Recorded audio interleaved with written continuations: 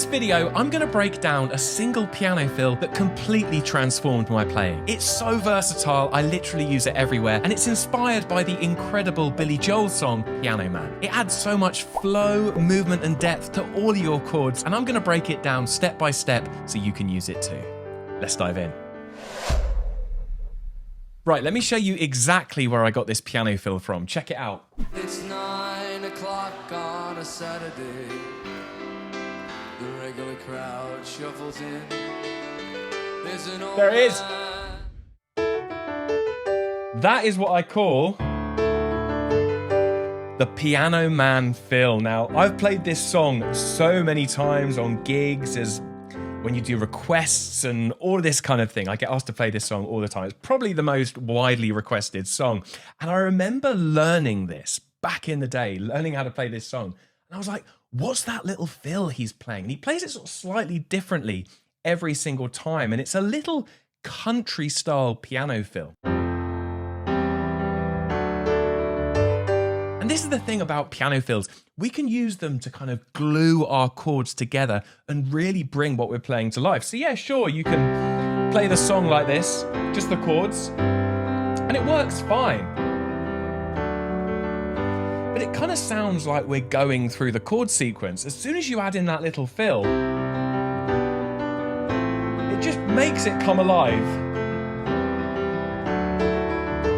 It's like a little answering phrase to the melody, isn't it? And that's what we always want to be doing in our playing. By the way, I've also put together a completely free cheat sheet that outlines everything I'm covering in this video, all of the steps to really get this into your playing. The link to download that is in the video description. You can also scan this QR code up here.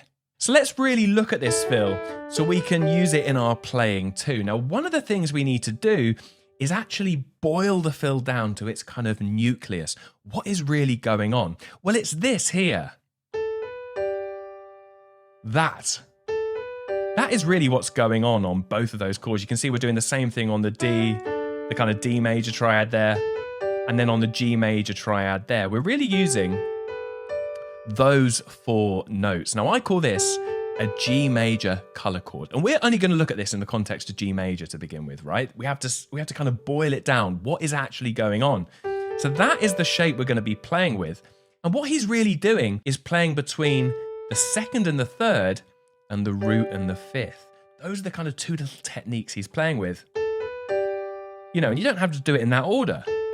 You can go root and fifth and second and third. So the fill could become, you know, or however you want to play it, but it's that concept that we're playing around with. Do you see? That's how we take a little kind of lick or a fill and we break it out of the box. We look, what actually is going on?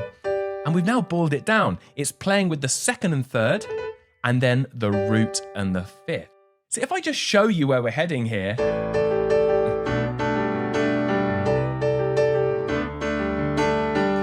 you hear how the music just suddenly has come alive? If I was just playing those as chords, you know, it would sound something like this. But adding that kind of fill on the top just makes it just brings it to life so much more.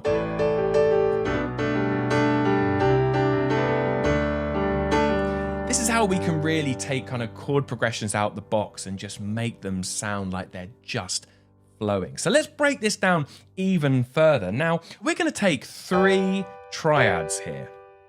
Three G major triads. We've got a first inversion triad up there, and then a root position, and then another first inversion triad, right? And we're going to build a little pattern that we can use that kind of draws inspiration from what Billy Joel is playing. Now, I'm going to show it to you first, and then I'll break it down. I'll do it a little bit slower so you can see it.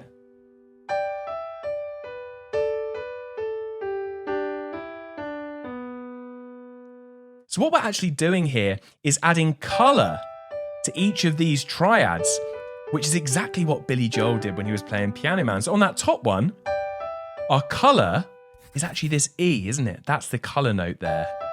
Just a little bit of movement. There, it's the A, very similar to what kind of Billy Joel played. And then we're back down there, which is exactly what we played at the top. You put it all together. It's got that really kind of country, kind of of almost bluesy sound. It works really, really well. All I'm doing here on my left hand is just moving fifths around, but we'll come to that in a little bit. So I'm just putting some chords under there so you can hear it in context. So that is what I get under your fingers first. Just that movement, because once you've got that down, it's going to flow so much easier. But interestingly, you can hear when I play it, sounds okay, but it sounds a little bit kind of monotonous and repetitive at the moment, a little bit like a lick, right? So the next step is we need to add some kind of rhythm to it to really bring it to life and make it feel more like a musical phrase. Let me show you what I mean. Sounds so different, doesn't it? I've just added a bit more rhythm. But I mean, I'm still using the same shapes that we were using before, but it's just kind of brought it to life a bit more. Check it out. I'll do it a little bit slower so you can just feel the rhythm. 2, 3, 4. Again, it's all written out for you on that PDF cheat sheet, so do go ahead and grab that. It's really going to help you really just nail exactly what I'm playing. But you can see now, we've kind of got a bit of an idea to play with. We've got something that just kind of flows. And if I now add in my left hand, just literally a C and a G for a C chord, and a D and an A for a D chord, this fill just floats over the top of it all. Just makes everything just move so much more. And the great thing about this is it works over so many chords in the key. So we could go up to an E minor 7, an A, even works on flat 7, which in the key of G would be an F major chord. So check this out.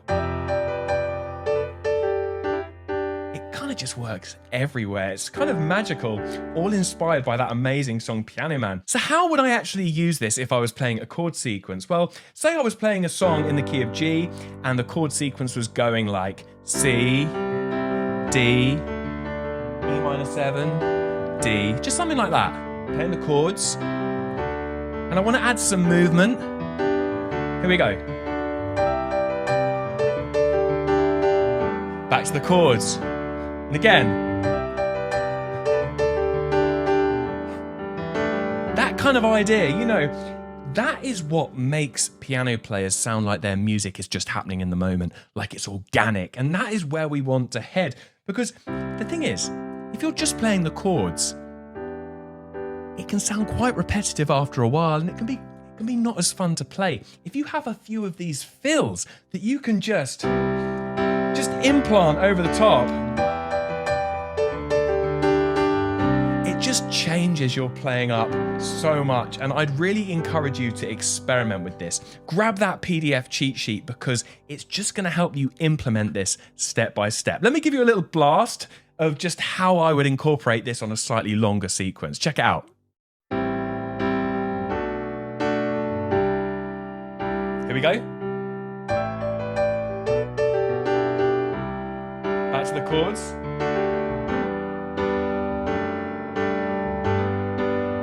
And again. You see, it just makes it come to life.